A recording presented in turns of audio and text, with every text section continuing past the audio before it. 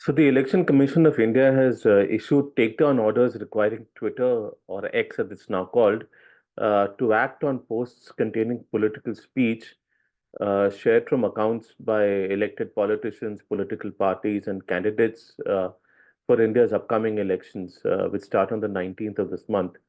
Now, in compliance with these orders, Twitter has withheld these posts for the remainder of the election period. Now, Twitter says that they disagree with these actions and have maintained that freedom of speech should extend to these posts and to political speech in general. So they've notified the users and they have published the takedown orders online on Twitter itself, right? So they've also called on the Election Commission to publish all of its takedown orders going forward. Now, if you look at the orders that Twitter has uploaded, they cite clause 2 of part 1 of the general conduct of the model code of conduct, which is in force prior to and during elections. And that contains guidance for political parties and says that criticism of other political parties, when made, shall be confined to their policies and program, past record and work. Uh, Parties and candidates shall refrain from criticism of all aspects of private life not connected with public activities of the leaders or workers of other parties, and criticism of other parties or of their workers based on unverified allegations or distortion shall be avoided. Now, no aspect of private life, another order says, not connected with public activity of the leaders or workers is to be criticized. Low-level personal attacks to insult the rivals should also not be made. Now, we know that in politics, these insults are fairly common. There are definitely low-level personal attacks all the time from politicians. This notice has been sent by Rajesh Kumar Singh, the Under Secretary and the Nodal Officer of the Secretariat of the Election Commission of India. Now, we looked at the tweets, and they largely target. There's this individual tweets targeting by the YSR Congress Party, by Chandrababu Naidu of the Telugu Desam Party, of Samrat Chaudhary from the BJP, and one from the Aam Aadmi Party handle. Firstly, I'm a bit surprised that Twitter disclosed this information, because what we've seen so far, post the takeover of Twitter by Elon Musk, when Twitter disbanded its trust and safety team, is that it stopped making disclosures to the Lumen database, which is the database where it used to previously upload information related to censorship, which was then used by people like us for reporting on the censorship that's taking place. Even during the farmer protests last year, we 2021, we relied extensively on the Lumen database, including to report that a member of parliament's tweets had also been censored. Right, so Twitter stopped giving information to the Lumen database.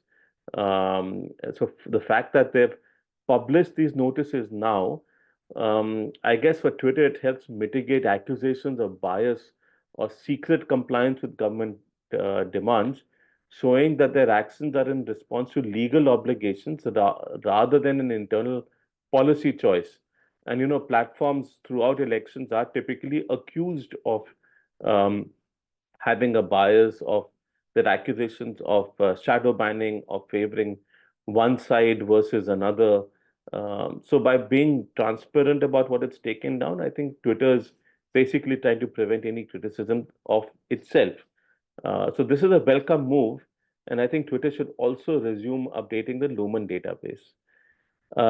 Secondly, Twitter is in a position to make disclosures or these orders public in this case, because election commission notices aren't like the notices sent by the Ministry of Electronics and Information Technology under Section 69A of the Information Technology Act in India. Those notices are bound by secrecy. So we call them secret blocking orders, whereas the Election Commission's notices are not secret. So the difference between the legal status basically enables Twitter to be more transparent about disclosures.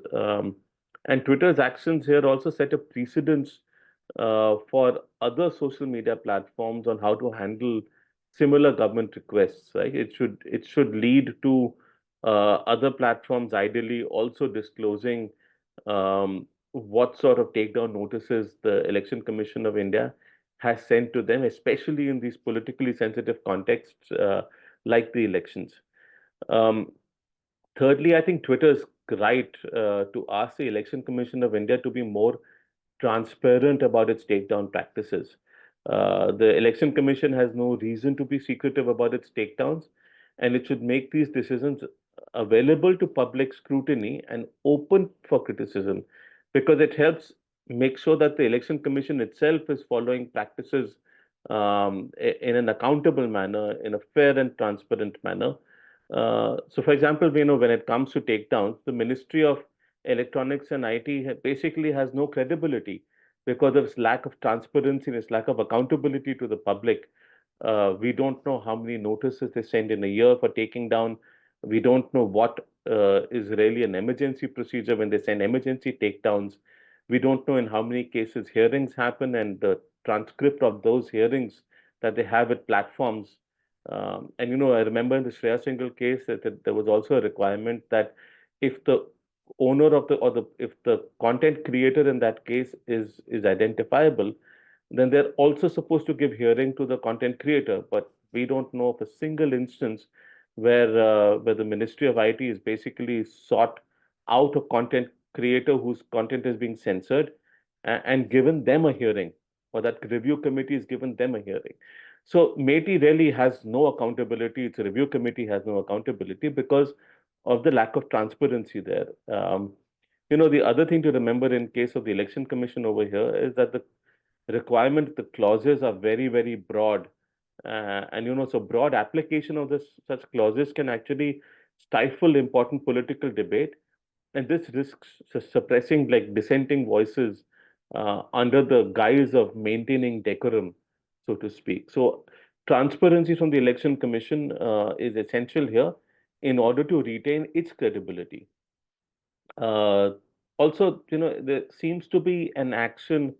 There was a sense that this is an action against multiple opposing parties, but really, I don't think it can be seen as a biased move from the Election Commission because there's also, for example, a BJP person whose content is also being censored in this case. So it's not just the opposition that's being targeted. But however, one of the tweets, and someone had posted a screenshot of the censored tweets, it appears to be about electoral bonds. So I think it's on the ECI, on the Election Commission to explain why it believes that the criticism of the Prime Minister in that case regarding electoral bonds is a violation of the Model Code of Conduct. Lastly, there's a question of scale. The effectiveness and the fairness of the ECI's enforcement can vary significantly with scale. I'm reminded of what Shivam Shankar Singh, a political analyst, said during our discussion on deepfakes and their impact on democracy in January, that during elections, political parties often flood the Election Commission of India with complaints and essentially choke the process.